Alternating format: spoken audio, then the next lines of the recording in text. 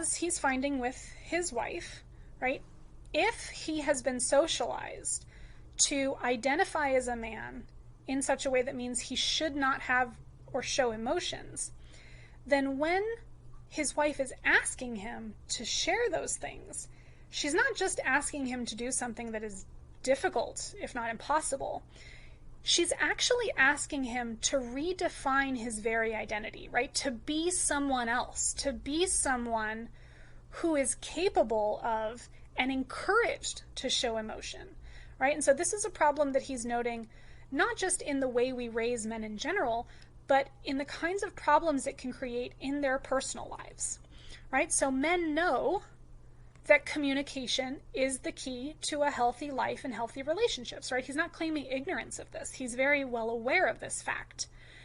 He also knows that being cool is sort of like a performance, right? That this is not actually, being cool is not the be-all, end-all of his identity. He's aware that he has aspects of himself that go beyond what it means to be cool. But he worries about the consequences of what it would mean to finally allow those aspects of his identity to come out, right? So we have to talk about why this is so difficult, not just for him as a man, but specifically for him as a black man. Okay, so if men do not know how they feel, this is one of the big issues, right? So it's one thing to not admit how one feels, but oftentimes because we don't raise young boys in a way that encourages them to talk about their emotions, as we do with young girls, right? Girls are encouraged in so many different facets of society to talk about how they feel. Boys just aren't usually. Again, that's a stereotype, but on the whole, they aren't. That means that young men are not necessarily equipped with what we might call a very large emotional vocabulary, right? They just might not have the terminology to be able to describe in an accurate way all of the complex things that they could be feeling, right? We don't often just feel happy or sad, at one time. Often emotions, come in all sorts of amalgamations and complexities, and we could be feeling, 5 different things at one time, and sometimes you're sad and happy, right, at the same time. And it's just difficult to be able to define and verbalize to someone else what one is feeling, if you even are able to figure it out, right? Sometimes we don't even know how we're feeling. So if this is the case, that certainly means that men aren't able to talk about their emotions then in the way that women are. And so even if they were, right, capable and had that vocabulary, society, as I mentioned before, might have created a fear of sharing that, right? So what would happen? How would a woman respond if a man finally did share his emotions? I think back to an episode of Friends.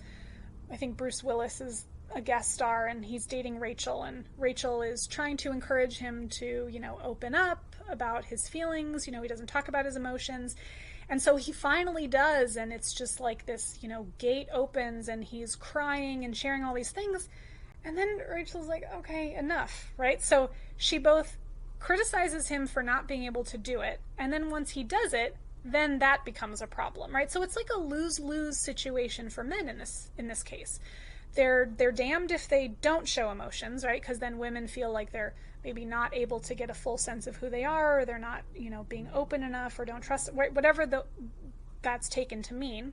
But then they're damned if they do express those emotions, right? Because then it undermines their masculinity and perhaps the very thing that attracted them to the men in the first place, right? So this sharing really ends up being a form of vulnerability.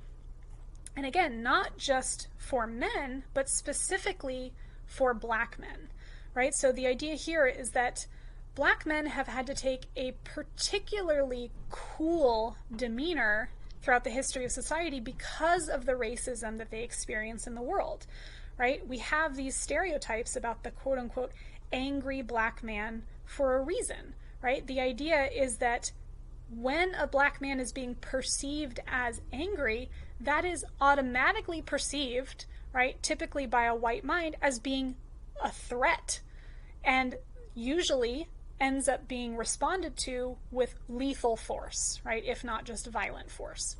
And so it becomes not just a matter of masculinity, but a matter of survival for black men to maintain a cool demeanor, because if they show any form of emotion, they are likely to not only be marginalized in their masculinity, but potentially to be faced with violence, if not murder, right? So there are huge stakes involved here, not just in terms of gender, but also racial identity. Okay, so men of color, again, are already experiencing a lack of power and control in the world, and so to share their emotions on top of those existing vulnerabilities, right, makes Petrie in this case just very hesitant about showing his wife that emotional side, right? So being cool as a black man for him has been a survival mechanism. And so giving up one's cool in this sense is not just going to be perceived negatively by others, but again, could in fact pose literal danger to his well-being. And so again, we enter into a paradox, right? This unwinnable situation where we teach boys to be strong, but then ask them later on in their lives as adults to show emotion. And then if they do, right, then we cast them off as being weak, right? So again, we have this lose-lose situation here.